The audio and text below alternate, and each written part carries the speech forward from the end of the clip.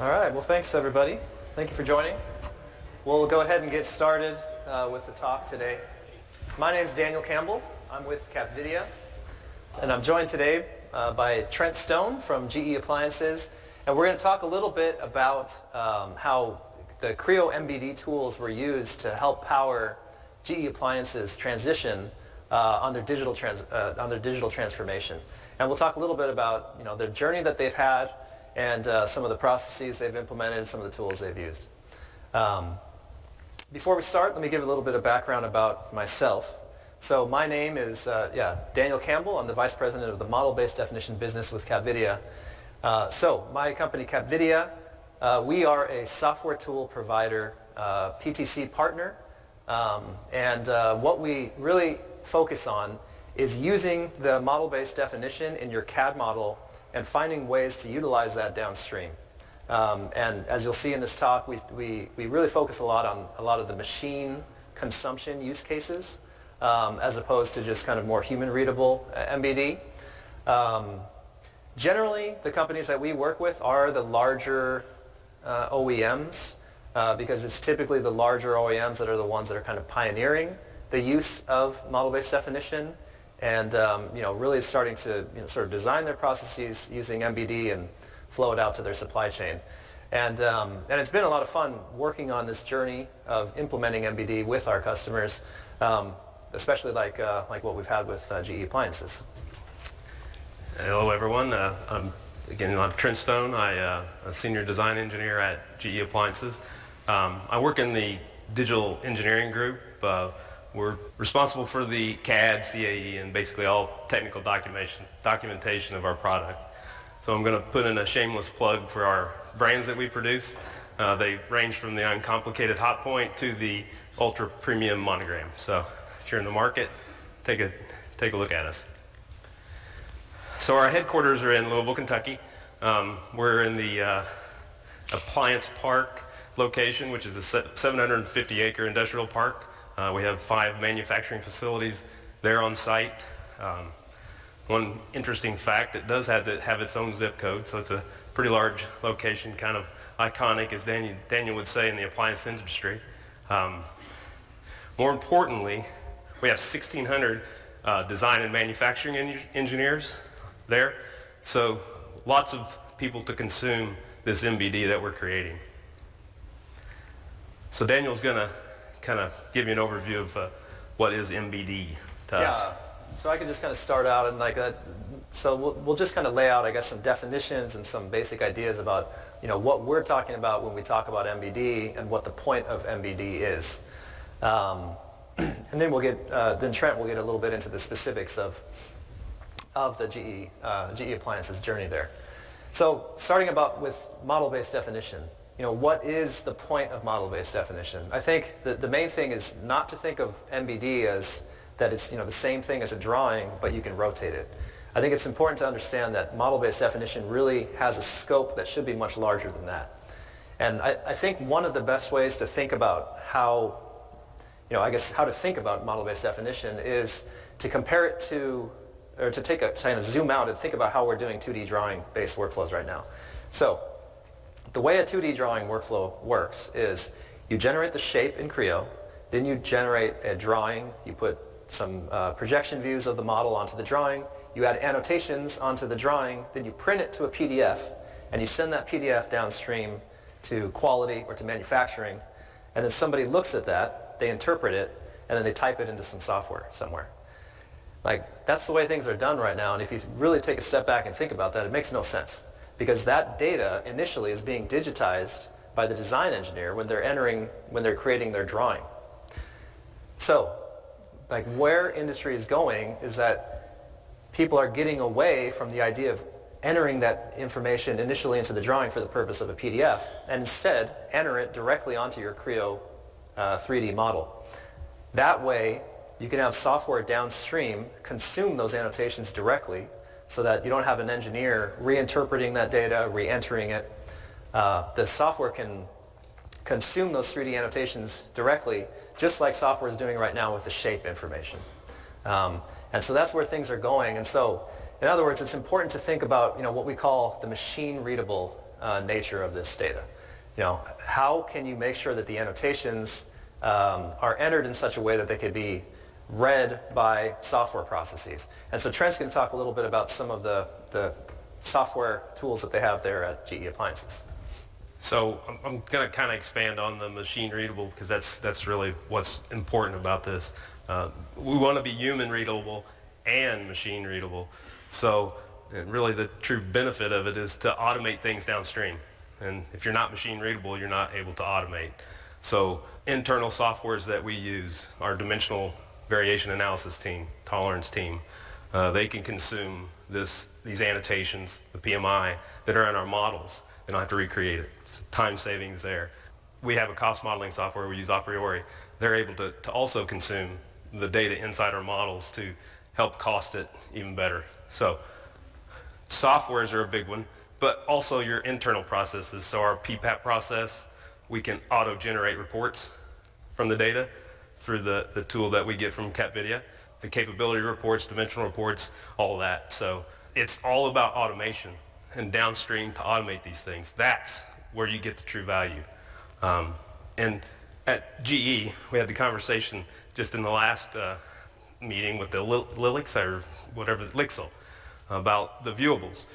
We use the viewables created in Windshield, and we use Creo View to consume the data. There's complications with that with anything, but we require our suppliers to go get Creo View Express so that they can also consume this data, and we don't have the breakage in the digital thread. So how did we get to this point? We were pretty lucky in that our now CEO, Kevin Nolan, who was vice president back in 2015, came back from a GE corporate summit and said, we're going to do MBD. So in 3 months, we had a human readable form of MBD. We kind of just took our 2D drawing, annotated it in 3D, and just kind of replicated it. So by Q1 2018, we'd already teamed up with Capvidia and we started exporting QIF. That kind of turned the page on us being more of a machine readable type company, and we were there by Q4 of 2018. So I think I've heard it in lots of these sessions already. Brian Thompson said it in his session. MBD is real, and we are implementing it, so it's not something pie in the sky anymore. So how did we get there? It's good standards, right? We have to have good standards and processes because this is new to everybody. Engineering, manufacturing, supply base, everybody, it's new to them. So it's crucial to have good standards. So I'm going to give a quick demo of how you have to change some of your thinking and some of your standards. So in the past, we might have put a general note on our drawings and said, all holes and slots are a tolerance of plus 001 minus 003. And the human can interpret that. They see the slot, they see the size dimension, they know to apply the tolerance that's in the note. So it comes out just perfect, right? The machine looks at it, doesn't see a tolerance, might go apply the Creo parametric tolerance, and it comes up with a different outcome. So they're two totally different things. So the standards now that we're saying are so important say we don't do that anymore. We either put the tolerance directly on the dimension, or we use the Creo parametric tolerances they provide. So now the human sees it, interprets it, gets the outcome. The machine sees it, they get the same outcome. So again, it's very important because you're not going to create dimensions and annotations like you did in the past. You're going to have to change your processes, so that's why standards are so important. I'll talk a little bit about some of the tools side of things. So I'll show you a little bit about one of the tools that GE Appliances is using to help check the quality of their PMI, to try to, again, enforce that PMI is machine readable and to put tools in the hands of their designers to make sure that PMI is machine readable. So inside of our software MBD Vidia, we have a tool that we call MBD Ready Check. And we kind of try to think of this as kind of like a spell checker in Word that basically it will point out what we identify as potential issues with the machine readability of your PMI. and make suggestions when we can about how maybe it needs to be fixed. And then it's the designer's job to go in and review that and make sure that that they agree with whatever changes are made and go and repair that model. He's being a little modest too. It's more like grammar check. It's a step above spell check in my opinion. So yeah, it really does. Yeah, try to get into like the details of the standard and yeah, that's right. So to give kind of a little bit of an example of what we're talking about, we have a little video, and I can show you a little video about how it works. And it kind of goes through a very basic test case, or a couple basic use cases that you're probably familiar with in terms of non-semantic PMI or issues that you could run into when you're authoring your PMI. And actually, this is on this little video. We put it on YouTube for later if you want to download the slides and view this. So basically, our starting point is that we have this. We have our model. It's loaded up in MBD Vidya, and we do an analysis of the PMI.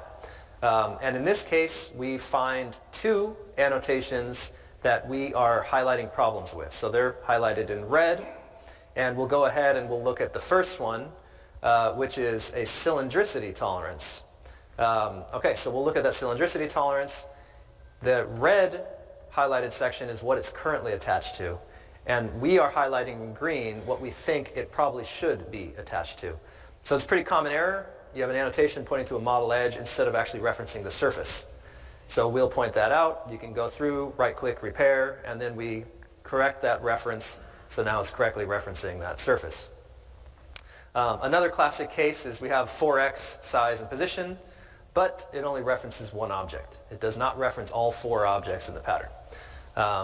And so, we identify that. It only references that red thing, and we're saying, yep, probably should reference those three green holes as well. So you can go ahead and right-click, say repair, and we'll update those references so that it references correctly all four holes in that pattern. So there's a couple like very sort of standard, very basic cases just to kind of give you an idea of how the tool works and how it looks and everything like that. So yeah, I've got another example. Those were both semantic reference type errors, right? We didn't have the correct surfaces or not enough surfaces. But this tool's smart enough to know some design problems in our models maybe. So maybe we didn't constrain the model correctly, and 3 of those holes are 0.225, but the 4th hole's 0.226 for some reason. We didn't make them equal. We didn't constrain them correctly. MBD Vidya is smart enough, MBD Ready Check is smart enough to say, you've got 4 by on here, but I only see 3 at 0.225, so it flagged that as an error too. So not only semantic references can be caught, it's kind of design problems too. Yeah, and actually that's an interesting one because it's that's even almost beyond the scope of just even pure MBD, because if you're doing some type of machining to the geometry, I mean you could have that could be you're catching manufacturing errors actually. Yep. Type of thing. So yeah. No, there are a lot of very interesting cases that it could detect here, and it's usually a big part of a successful rollout. And actually, I think Trent's going to talk a little bit about some of the success that they've seen with some of their downstream processes. Yeah. So as I mentioned earlier, we use this to automate our PPAP reports. And what I'm showing here is not MBD Ready Check errors, but errors when they got to our PPAP help desk. This is over the past year. You can see our error count was pretty high once the reports got to our help desk. They vary in time to fix too. So some of these fixes might take the team a half an hour, some of them maybe 10 minutes, but it's all time and wasted time and money at that point. So as you can see, we implemented MBD Ready Check in February of 22. Took us a couple months to get everybody on board with how to use the tool, how to understand the errors, how to fix them, because we go back into our Creo and fix it. We're not using the auto fix that Daniel showed earlier. But as you can see, our errors are way down, so that's saving us time and money. Again, it's not just the PPAP we're using downstream. We're using it in the DVA and places like that so that they can reuse the annotations we're creating. So the lessons that we have learned at GE are obviously robust standards, as I mentioned in the beginning. This is new to most people and most users, so you have to have a robust set of standards And we've created what we call a best practices playbook, or a playbook of sorts to support the MBD Ready Check tool. So the playbook has, all the errors that we see through their tool and how to fix those errors. So here's the error, here's how to fix. So that robust standards and this playbook has really helped us implement this and make it successful. Another thing is we engaged with people. We went to Capvidia. They're experts in the field.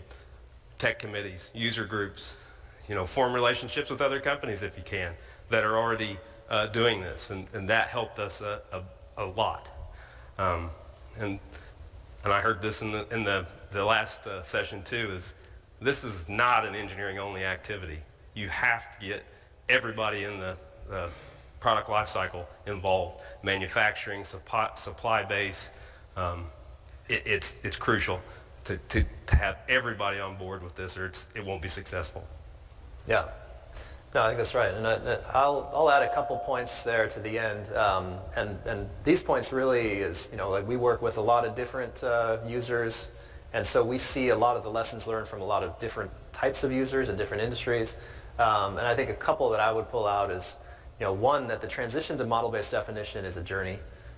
It's not something that you're going to plan and then implement in a matter of, even a year.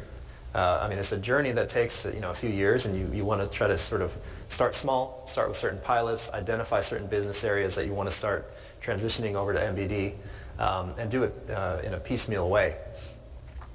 And the next thing I think is, just again, the final point, I guess, is to think about that machine-readable use case. Don't go to MBD just so that you have a drawing that you can rotate. You want to think about what are the downstream use cases for this. Okay, that's great. I'm going to go to MBD. Who's going to consume this data? Should I go and talk to quality? Should I go and talk to manufacturing? Find stakeholders downstream so that when you generate the data, you know that there's someone who can utilize that and end up showing some value from that. And with that, that's what we had today. So we'd like to open it up for questions. And anyone who has questions, if we could use the microphones. Is there a set of rules like layers and stuff like that we have to put the notes and other stuff that we would put on a regular drawing? Did that come across? No, we use True MBD. They have an annotations option on the model, on the combo views. And you do these assign to states and remove from states. So we don't have to put them on a layer to do anything with them. So I think you showed the examples of how it's applicable for the design, it's an advantage of design. But as you were saying, it's more applicable in the downstream processes. And I think, for programming a CMM might be one of them, but if you could elaborate more on those downstream processes and how you can grab value out of that machining or whatever it is, that'd be appreciated. Yeah. So I think probably the biggest one is generation of the reports, like what GE Appliances is doing. And that's usually the starting point, because that sort of starts to lay the foundation of, I guess you could think of it as transcribing your PMI into a table format, where you're putting your PMI on the part. Why? What are you doing that for? Well, we'll create a table, and that establishes some traceability for us to do some planning for every item on that table that you have, that we call the bill of characteristics. A lot of that's going to be quality criteria, so like GD&T, and so it ends up going to quality workflows, like generation of PPAP reports, CMM automation, things like that. But some of those annotations might be, like for example, a weld symbol. And so that will go out to a welding process. Maybe it's a set of sort of work instructions for welders. Maybe it's the robotics software for generating a weld program. Maybe it's a quality aspect of the weld. There are cases for visual inspection and sort of non-dimensional inspection. In other words, stuff that's not done with the CMM. And I think the other big one is probably like results gathering. So, you've now you've specified your quality criteria on that part with the PMI, and now you've manufactured 20 articles, 20 serialized parts, and you've gathered data from every one of those. Now you could store basically a digital twin of each one of those and associate that as-built data back to the original model. And that's kind of what, you know, QIF, we talked a little bit about QIF. That's the intent with QIF. So Yeah, we're using it in our metrology. We have PolyWorks, and we do a lot of scanning, so it's valuable in that realm too. yeah, it's so there are quite a few use cases, but it is usually that that ballooning that really is like the starting point for everything. Yeah, yeah. Sure. My question is about the file format of QIF versus step file. I understand you can include model-based annotations in both. Right now, QIF has the bill of characteristics, but it can't necessarily be used for CAM right now. Is that correct? And what are the next steps to kind of close this gap so you don't have two different files, one for manufacturing and one for inspection? Yeah. So I would say the biggest question I think with model-based definition in CAM is what CAM tools are able to do with the PMI. And there's not as much there, so a lot of the CAM tools, when they import models with PMI on them, they'll visualize the PMI, and that's basically it. Because a lot of what CAM does is looking at the shape, basically, to understand a cutting path. There is some stuff that they could do with PMI in certain cases, but most softwares don't really read a lot of it. So even those tools that read step, it's usually what they're focusing on is like step AP214 or the flavors of step that don't read or that don't do anything with PMI. So yeah, I mean, so there is the step AP242, which is the PMI, and then the QIF, which has PMI. We work with both of them. We have customers that use both of them, and that's fine. Yeah, I think really the biggest question is just what in general can CAM do with PMI, not even necessarily about data formats. Yeah. Yeah, I guess just to follow up, at GE, when you currently release a product, are you including, I guess, the viewable, but also a step file for someone who can use non-parametric information? Yeah, Fishbowl actually gave us a solution that creates a technical data package for us. So we send out a step, an IGES, the PVZ from Windchill is generated. We also collect related documents from Windchill and add those into the TDP also. Perfect, thank you. Mm-hmm. So the timeline you showed earlier, was it 3-year or was it 4-year timeline that as y'all implemented MBD? Well, it was a really quick, hey, we can do a human readable, in 3 months we could at least get to that point. But I mean, it was a pretty quick turnaround in 2018, right, Evan? Yeah. So the big question on that is, y'all have a lot of CAD users there, mm-hmm. And so do we. How do you train? What process did you use to train those different CAD users? You had to do baby steps, I would think. Lots of videos. We became very good at producing videos for sure. And the other struggle is most of our CAD designers are offshore. We use TechM, so they're not even on site. So videos were crucial to support the standards that we have. So that was the big one. Thank you. Mm-hmm. Actually, I got one other thing I think that I've noticed about GE Appliances versus some of our other users is there's a huge focus on GD&T. Like the amount of, because you guys have multiple GD&T trainers in-house, right? We have a dimensional control team that prescribes, they're the experts, and they prescribe the GD&T for us, and then the designers then take that and apply it. Yeah, but there just seems to be an expectation there that everyone will understand Y14.5 and understand how to really apply it correctly. And I think that makes a big difference actually in terms Absolutely. of MBD adoption. Yeah. Hi. You guys are speaking, I know this is too. Okay. You guys are speaking about the downstream impact and the connections, but where I'm at in med device, we've been thinking more about how to use it with requirements management and risk. Did you think about that? And can you speak a little bit more about the kind of upstream side of this? Yeah, so it definitely fits in very well. Like I was saying, again, sort of the beginning of a good MBD implementation starts with generating that bill of characteristics, just sort of ballooning the PMI and applying IDs to all the criteria on your part, all the PMI. What you're talking about, that can get tied in when you can start to tie in your DFMEA and your PFMEA info to that model and to the balloons. And so we do that with a lot of our users where we have workflows where we'll tie in that FMEA information with the ballooned model, and then we can start to automate some of the stuff like calculation of criticalities, calculation of control plans and things like that based on sort of a much more uniform software-based process that's basically the software manifestation of your business process, rather than leaving it up to a committee of 5 different people that get together and try to figure it out. So the end result of running through kind of a requirements management process like that using MBD is much, much more consistent every time you do it, rather than being subjective, depending on who's involved and what type of mood they're in that day and everything like that. So that's actually a huge, huge opportunity, I think, for model-based definition. Hi, a couple questions.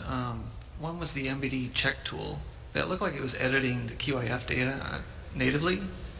What about up or back in Creo? What happens with that? Yeah, so the rendering that you're seeing was in MBD video. We have some capability that some of our users use where they can push those changes back into the native model as well. So it can push that back into Creo as well. That would be a question of if some people like doing that, they want the changes to be propagated back. Others, they want to view it almost more like a 3D report, and then they'll manually make the corrections in Creo. So both modes would be possible, yeah. Okay, and then overall for GE, what did you change on the wind chill side from a structure management standpoint? Are you still managing structure with the gear parts as kind of wind chill is implemented and meant to be done with? We are, yes. I wouldn't call it a true engineering bomb yet, and the CAD does not drive our structure at this point. We're working on a project now to start that, but yeah, we're managing the GE parts. We're doing the associations from the CAD to the GE parts for visualization and things like that. But not to drive the bill of materials from the CAD side? No, not yet. We're heading in that direction. We actually have a project running right now that's our next step. And then with that in mind as well, from a high level, like top level assembly type of thing, how are you, I'm assuming this is not for every deliverable. There's got to be some like high level drawing, I'm still thinking? No? No, it's all MBD. So assemblies, Yep. large assemblies. Yep. We like to think we're only doing those with dimensional requirements on them, but a lot of times it ends up being work instructions. So that's part of that project I'm telling you about is starting to maybe use work instructions within Windchill to take the load off of those large assemblies that were basically, put the tape here, those kinds of instructions. The dimensional ones though, so, a good example of that is our foam case for our refrigerator. Those obviously have a lot of annotations on them, so those are definitely model-based, and we're doing assemblies and parts both. And then lastly, how are you managing the exported file? I would imagine something like a step file within Windchill? Yeah, so upon release, we use their MBE server tool. So on the back end, after we release, it automatically creates a QIF file, and then we store a document in Windchill, and then we relate that through. We're also using Navigate too, so we're What type of relation? it's just a related document. Actually, I don't even think it's a related document yet. I'm sorry. Okay. It's just we name it a certain way so that it works out that way. Yeah. So it understands it enough in Navigate that it goes on we have a quality tab. So if you go look at the part, you can go look at the CAD, then you go to the quality tab, you can see that QIF document that they can download and then start generating reports from it. Okay, thank you. Mm-hmm. Did you find you had to change your fundamental modeling practices, like your part modeling, foundational approaches? Not a whole lot, no.